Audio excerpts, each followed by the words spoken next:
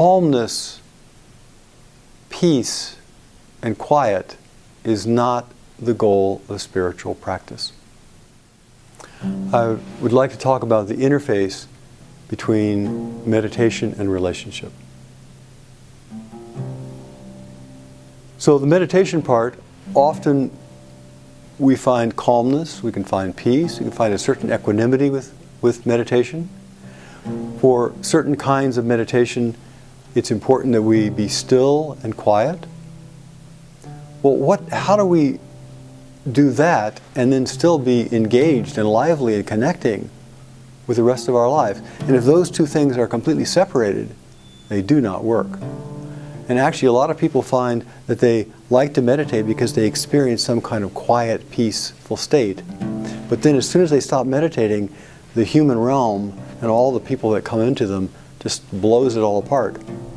So there's got to be a relationship. There's got to be an intertwining between these two parts of our lives. How do we bring the calmness and clarity and equanimity into relationship? How do we bring relationship into that place that is calm and clear? And if we become fixated on calmness, peace, and quiet, then we start either thinking this is wrong and that is right, or we start clinging to it, it slips away, and we end up with just restless agitation. We don't get what we want, we have restless agitation. So, on the meditative side, we become calm and peaceful and quiet so that we can look deeply into the nature of things and see the ground of being.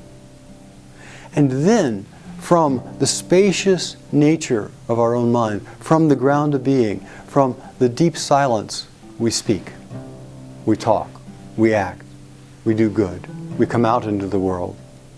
And then relationship is not something separate, is not something other thing. It is the very expression of the deep wisdom and truth that's at the core of our own being. And so then the spiritual life and our life of relationship, the deep truth of wisdom and the way that we manifest become two sides of one thing, inseparable. And one of the interesting points about the spiritual life is that if we have a particular challenge, if things are really rocky, and we're able to not lose awareness of the fundamental ground of being, while we move through that, our awareness of that fundamental ground of being becomes all the stronger. It is not peace and quiet. And we cannot hang on to peace and quiet. They're impermanent like all things are. But the fundamental ground of being, the very source of all things, that was never born, will never die. And that is what actually infuses all relationship and gives life.